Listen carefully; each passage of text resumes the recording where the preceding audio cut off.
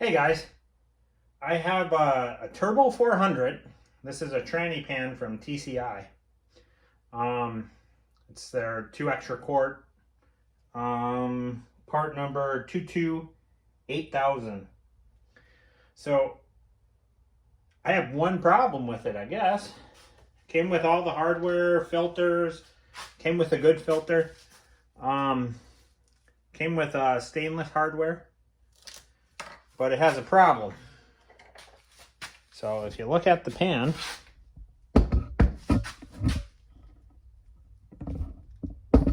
pan looks pretty nice. But they send you a lock washer with these. When you put it on, the lock washer doesn't fit inside the little counter bore that they have for the Allen to sit in. So you'd be kind of like binding up on the outer edge of your your pan casting, and I'm sure that would just mar it all up and just look like total shit, if not leak. So what we're going to do today is machine out all of these so the lock washer fits nice. And to do that, we're going to use a 5/8 end mill, a 2 flute. When working with aluminum, you want to use 2 flute, 2 or 3. When working with any type of steel, that's when you use 5 or the 4 flute or more. This is a carbide bit, so it should make a good finish on it, and see how it works. Pretty much have to line up every single hole. See how it works, I guess. See if I have enough clearance between the pan and that. I might have to try to find a different end mill, but we'll face that when we get to it. So let's get set up. Okay guys, this is what I came up with. I just finished up one hole and it worked out pretty good, so I'll show you what I'm doing. So I got some transfer punches. This is I think 3/8 is the size of the hole. This is one size smaller than that, just so it has a little bit of play. It's just to help center it up quick. So take the collet, stick it in just a little bit. Put it up. And just finish that hole. Let's go next hole.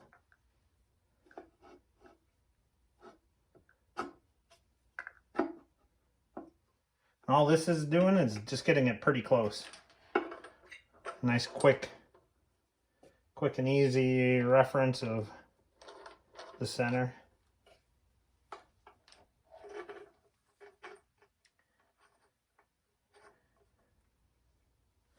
Just some clamps to hold it down.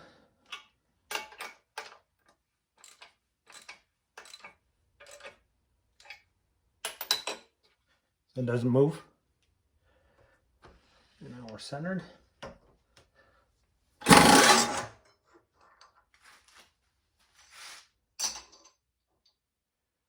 So I end up going with a longer 5/8 end mill. And when I put this in, I put it just about, here's the opening if you got like the solid R8 collets, and then you put a set screw, and then your end mills are set.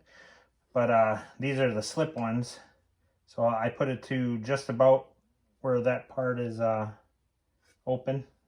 It gives me just enough clearance. And then set up the height, I'd put this so it's touching. I found something pretty close to the depth of what they are, and I shoved this up in the stop. Because every time I put this end mill in, it's at a different length. So you just can't set this up unless you have a solid collet where it goes into the same spot all the time. So this pretty much puts it, you know, close enough. Loosen it up.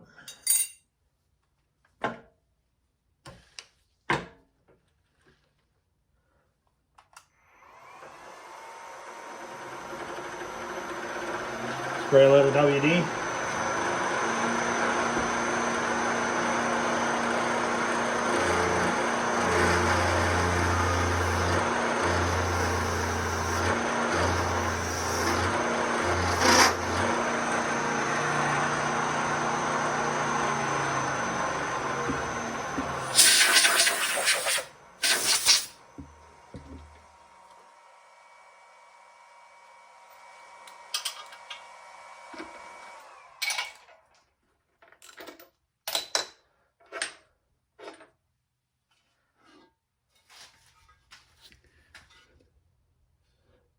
There it is.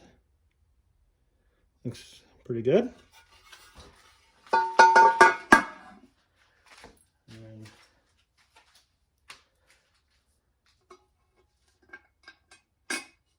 drop it in. And as you can see, the lock washer fits perfectly. So, 2 down and a crap ton more to go. So I'll show you when I'm done. I ain't gonna skip you with doing the same thing over however many times. So just so you can get a better view if you couldn't quite see it before. Here's the washer. It sits on top of it. See how it's machined out? And then the washer don't even fit in the groove. And then after I machine it, it's right down in there. Otherwise, I think it would just chew the edge up, and with the lock washer, it just ain't gonna fit right. So, and then after I machine them all, I'll come back through and clean the holes up with a deburring tool or a chamfer tool or something. But that's that, and then I'll show you when it's back on. All right, guys, so got the pan back on. Went on pretty smooth after that. All the lock washers fit nice. Tightened them up with a little T-handle. You know, you don't want to over tighten them and rip your threads out. Everything's aluminum, so I don't put any sealant or anything on the gaskets. I want to be able to get it off. If it, you know, if it leaks, it leaks. You just go back and tighten it up a little more, or if you gotta get a cork gasket or a reusable gasket, so be it. This is just the gasket that came with the pan, so. But yeah, other than that, it went together pretty nice. Would have been nice if I didn't have to machine those. Little pockets for the washers. It's a nice, thick, sturdy, great machining work on the other side. And then I put a 1/8 inch pipe NPT on the back of the pan for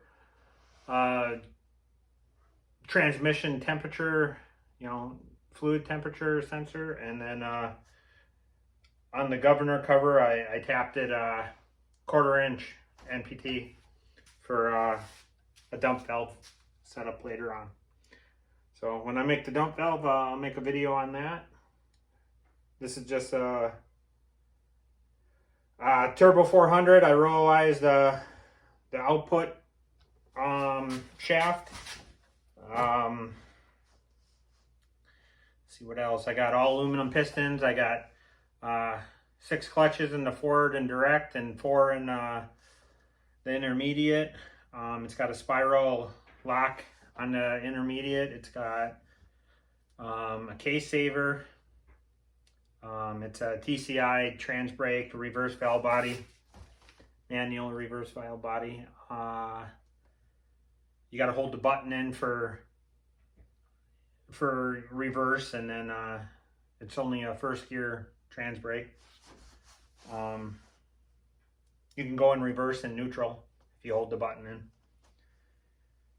I'm gonna put a JW bell housing on it. I got the Sonex hub and the rollerized hub in the direct drum.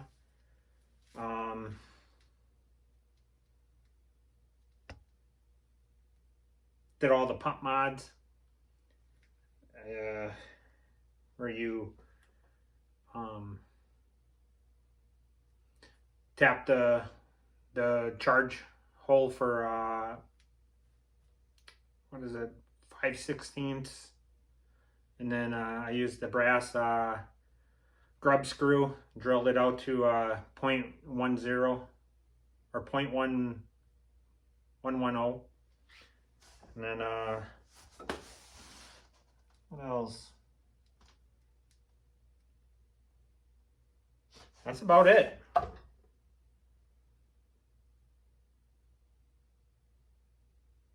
Yeah.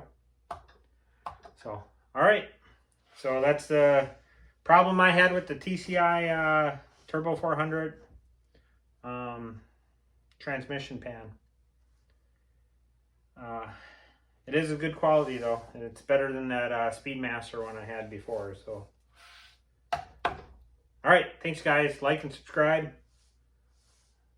Have a good weekend. Whatever day you watch this, have a good day.